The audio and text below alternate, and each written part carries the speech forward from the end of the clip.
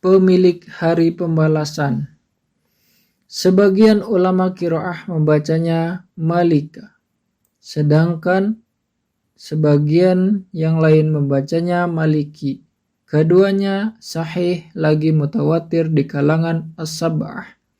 Lafaz Maliki merupakan huruf lam dengan huruf lam dikasrohkan, ada yang membacanya Malki dan Maliki. Sedangkan menurut bacaan Nafi, harokat kasroh huruf kaf dibaca isba, sehingga menjadi Maliki Yaumiddin. Kedua bacaan tersebut, Maliki dan Malaki, masing-masing mempunyai pendukungnya tersendiri ditinjau dari segi maknanya.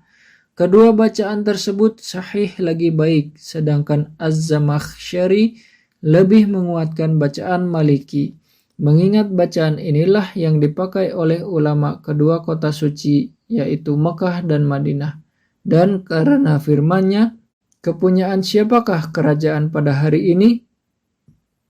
Surah Al-Mu'min ayat 16. Dan benarlah perkataannya, dan di tangan kekuasaannya lah segala sesuatu. Surah Al-An'am ayat 75. Telah diriwayatkan dari Abu Hanifah bahwa ia membaca Malaka Yaumiddin atas dasar anggapan fi'il, fa'il, dan ma'ful, tetapi pendapat ini menyendiri lagi aneh sekali. Abu Bakar Ibnu Abu Dawud meriwayatkan sehubungan dengan bacaan tersebut sesuatu yang gharib atau aneh, mengingat dia mengatakan bahwa telah menceritakan kepada kami Abu Abdurrahman Al-Azdi, telah menceritakan kepada kami Abdul Wahhab Ibnu Addi Ibn Fadl dari Abul Mutarrif dan dari Ibnu Syihab yang telah mendengar hadis bahwa Rasulullah Shallallahu Alaihi Wasallam, Abu Bakar, Umar, dan Utsman serta Muawiyah dan anaknya yaitu Yazid ibnu Muawiyah membaca Malik Yaumiddin. Ibnu Syihab mengatakan bahwa orang yang mula-mula membaca Maliki adalah Marwan ibnul Hakam. Menurut kami, Marwan mengetahui kesahihan apa yang ia baca, sedangkan hal ini tidak diketahui oleh Ibnu Syihab. Telah diriwayatkan sebuah hadis melalui berbagai jalur periwayatan yang diketengahkan oleh Ibnu Murdawai, bahwa Rasulullah Shallallahu Alaihi Wasallam membacanya Malik Yaumiddin. Lafaz Malik diambil dari kata al-milku seperti makna yang terkandung di dalam firman-Nya, yaitu sesungguhnya kami memiliki bumi dan semua orang-orang yang ada di atasnya, dan hanya kepada kamilah mereka dikembalikan. Surah Maryam ayat 40. Katakanlah, aku berlindung kepada Tuhan yang maha memelihara dan menguasai manusia, pemilik manusia. Surah An-Nas ayat 1 dan 2. Sedangkan kalau Maliki diambil dari kata al-mulku sebagaimana pengertian yang terkandung di dalam firman-Nya, yang artinya, kepunyaan siapakah kerajaan pada hari ini? Hanya kepunyaan Allah yang Maha Esa lagi Maha mengalahkan. Surah Al-Mu'min ayat 16. Benarlah perkataannya, dan di tangan kekuasaannya lah segala kekuasaan. Surah Al-An'am ayat 73. Kerajaan yang hak pada hari itu adalah kepunyaan Tuhan yang Maha Pemurah, dan adalah hari itu suatu hari yang penuh dengan kesukaran bagi orang-orang kafir. Surah Al-Furqan ayat 26. Pengkhususan sebutan al-mulku atau kerajaan dengan Yaumiddin atau hari pembalasan tidak bertentangan dengan makna lainnya. Mengingat dalam pembahasan sebelumnya telah diterangkan bahwa Allah adalah Tuhan semesta alam, yang pengertian umumnya mencakup di dunia dan akhirat.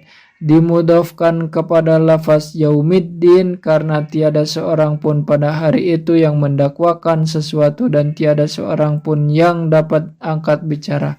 kecuali dengan seizin Allah Subhanahu wa taala, sebagaimana dinyatakan di dalam firman-Nya yang artinya, pada hari ketika roh dan malaikat berdiri bersaf-saf, mereka tidak berkata-kata kecuali siapa yang telah diberi izin kepadanya oleh Tuhan yang Maha Pemurah, dan ia mengucapkan kata yang benar. Surah An-Naba ayat 38. Dan merendahlah semua suara kepada Tuhan yang Maha Pemurah, maka kamu tidak mendengar kecuali bisikan saja.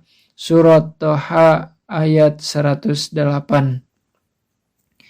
Dikala datang hari itu, tidak ada seorang pun yang berbicara, melainkan dengan izinnya.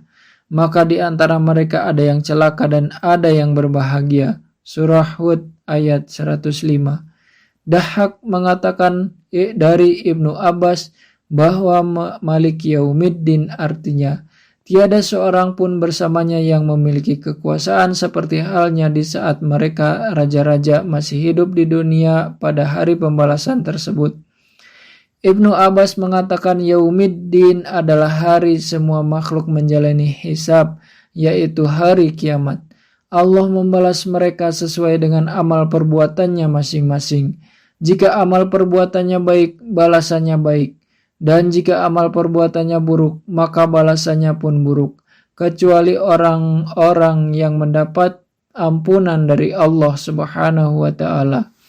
Hal yang sama dikatakan pula oleh selain Ibnu Abbas dari kalangan para sahabat, para tabi'in, dan ulama salaf. Hal ini sudah jelas. Ibnu Jarir meriwayatkan dari sebagian bahwa mereka tafsir dari firman-Nya Malik Yaumiddin ialah Allah Maha Kuasa untuk mengadakannya. Tetapi Ibnu Jarir sendiri menilai pendapat ini dhaif atau lemah. Akan tetapi pada lahiriahnya tidak ada pertentangan antara pendapat ini dengan pendapat lainnya yang telah disebutkan terdahulu. Masing-masing orang yang berpendapat demikian dan yang sebelumnya mengakui kebenaran pendapat lainnya serta tidak mengingkari kebenarannya. Hanya saja konteks ayat lebih sesuai bila diartikan dengan makna pertama di atas tadi dibandingkan dengan pendapat yang sekarang ini, sebagaimana yang disebutkan di dalam firman-Nya, yang artinya, kerajaan yang hak pada hari itu adalah kepunyaan Tuhan yang Maha Pemurah, dan adalah hari itu suatu hari yang penuh dengan kesukaran bagi orang-orang kafir. Surah Al-Furqan ayat 26. Sedangkan pendapat kedua pengertiannya mirip dengan makna yang terkandung di dalam firman-Nya, yaitu pada hari Dia mengatakan, jadilah, lalu terjadilah. Surah Al-An'am ayat 73. Pada hakikatnya raja yang sesungguhnya adalah Allah Subhanahu wa ta'ala, seperti yang dinyatakan di dalam firman-Nya. Dialah Allah yang tiada Tuhan selain Dia, Raja yang Maha Suci, yang Maha Sejahtera. Surah Al-Hasyr ayat 23. Di dalam hadis sahihain disebutkan melalui Abu Hurairah radhiyallahu secara marfu. Nama yang paling rendah di sisi Allah ialah seorang yang menamakan dirinya dengan panggilan Malikid Amlak, sedangkan tiada raja selain Allah. Di dalam kitab Sahihain disebutkan pula bahwa Rasulullah Shallallahu Alaihi Wasallam bersabda, Allah menggenggam bumi dan melipat langit dengan tangan kanannya, kemudian berfirman, Akulah raja, sekarang mana raja-raja bumi? Mana orang-orang diktator?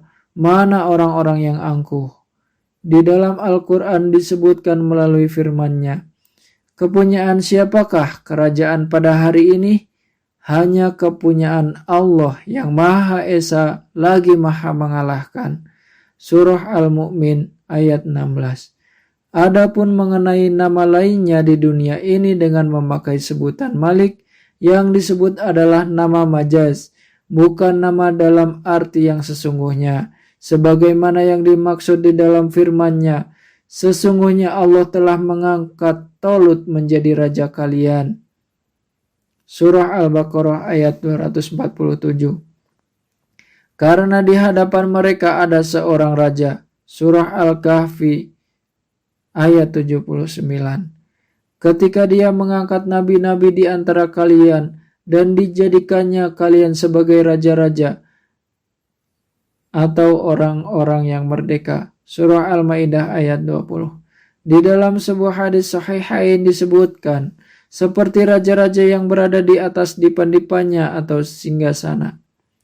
Ad-din artinya pembalasan dan hisab, sebagaimana yang disebut di dalam firman lainnya yaitu, di hari itu Allah akan memberi mereka balasan yang setimpal menurut semestinya. Surah An-Nur ayat 25. Apakah sesungguhnya kita benar-benar akan dibangkitkan untuk diberi pembalasan? As-Saffat ayat 53. Makna yang dimaksud ialah mendapat balasan yang setimpal dan dihisab.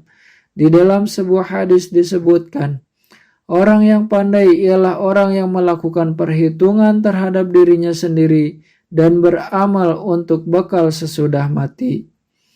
Makna yang dimaksud ialah hisablah dirimu sendiri, sebagaimana yang dikatakan Khalifah Umar radhiyallahu anhu, yaitu hisablah diri kalian sendiri sebelum dihisab, dan timbanglah amal perbuatan kalian sebelum ditimbang, dan bersiap-siaplah atau berbekallah untuk menghadapi peradilan yang paling besar di hadapan Tuhan yang tidak samar baginya semua amal perbuatan kalian. Seperti yang dinyatakan di dalam firman-Nya, pada hari itu kalian dihadapkan kepada Tuhan kalian, tiada sesuatu pun dari keadaan kalian yang tersembunyi baginya. Surah Al-Haqqah ayat 18.